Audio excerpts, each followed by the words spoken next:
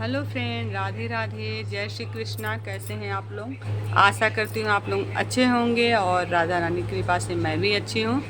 तो आ रही है 3 सितंबर को वामन एकादशी। वामन एकादशी को हम परिवर्तनी एकादशी भी बोलते हैं, कहा जाता है। और इस एकादशी को जो व्रत धारण करता है उसके सारे पापों का नाश होता है और उसको अंत में मोक्ष की प्राप्ति भी होती है।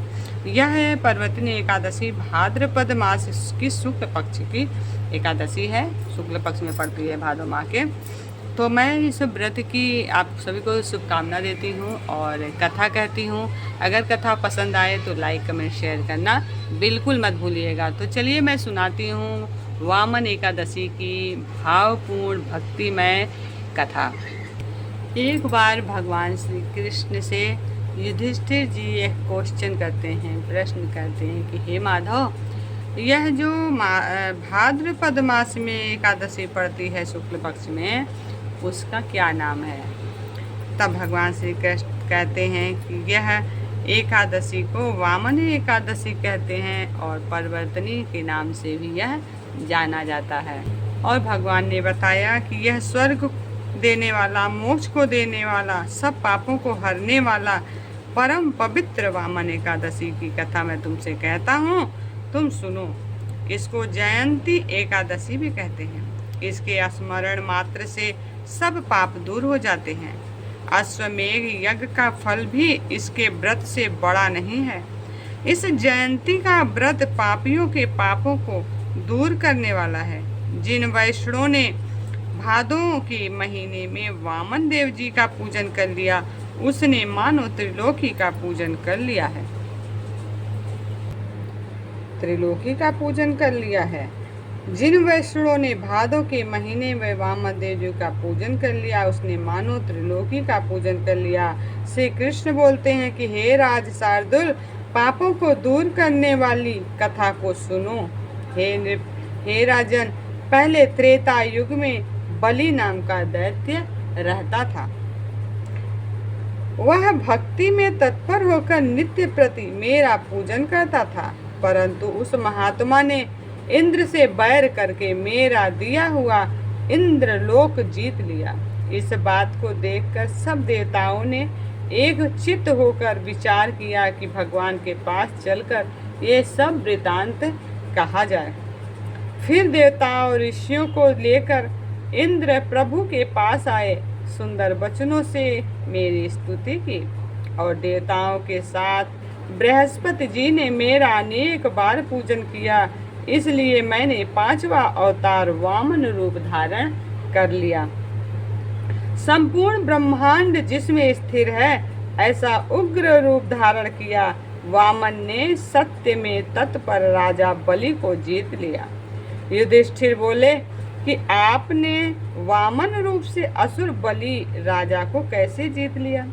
यह कथा विस्तार पूर्वक कहिए, मैं आपका भक्त हूँ। हे श्री कृष्ण तब बोलते हैं कि मैंने ब्रह्मचारी बालक का रूप धारण करके बलि राजा से प्रार्थना की कि मुझे 3 पग जमीन चाहिए, भूमि चाहिए, वह मुझको तीनों लोकों के समान होगी।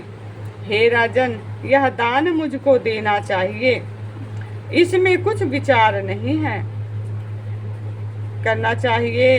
ऐसे कहने पर राजा ने 3 पग भूमि दान कर दी। संकल्प करते ही त्रिविक्रम शरीर विशेष रूप से बढ़ने लगा। भूलोक में पैर फैला दिए, भूलोक में जांघ हो गया, स्वर्गलोक में कमर और महलोक में पेट, जनलोक में हृदय और तपोलोक में कंठ पहुंचा दिया, सत्यलोक में सुख और उससे ऊपर सिर को स्थापित कर दिया। सूर्य चंद्रमा से लेकर ग्रह तारा गण योग ये सब आ गए। इंद्र से लेकर देवता, शेष जी से लेकर नाग ये वेद के मंत्र से अनेक प्रकार से स्तुति करने लगे। तब बलि राज का हाथ जोड़कर पकड़कर मैंने उससे कहा कि हे पैर, एक पैर से तो धरती और दूसरे से स्वर्ग नाप लिया। हे अनग, मेरे तीसरे पैर के लिए स्थान बतलाओ। इस तरह मेरे कहने पर राजा ने अपना मस्तक दे दिया। तब मैंने उसके माथे पर एक पैर रख दिया। फिर मेरी पूजा करने वाला बलि राजा पाताल को चला गया। उसको नम्र देखकर मैं प्रसन्न हो गया और उससे कहा कि हे राजन, मैं सदा तुम्हारे समीप रहूंगा, मैं सदा तुम्हारे समीप रहूंगा।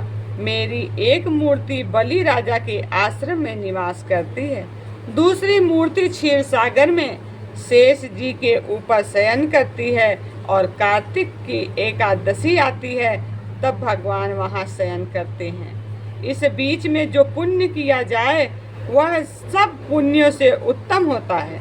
जो मनुष्य पापों को हरने वाली इस कथा को सुनता है उसको हजारों अश्वमेध यज्ञ का फल प्राप्त होता है।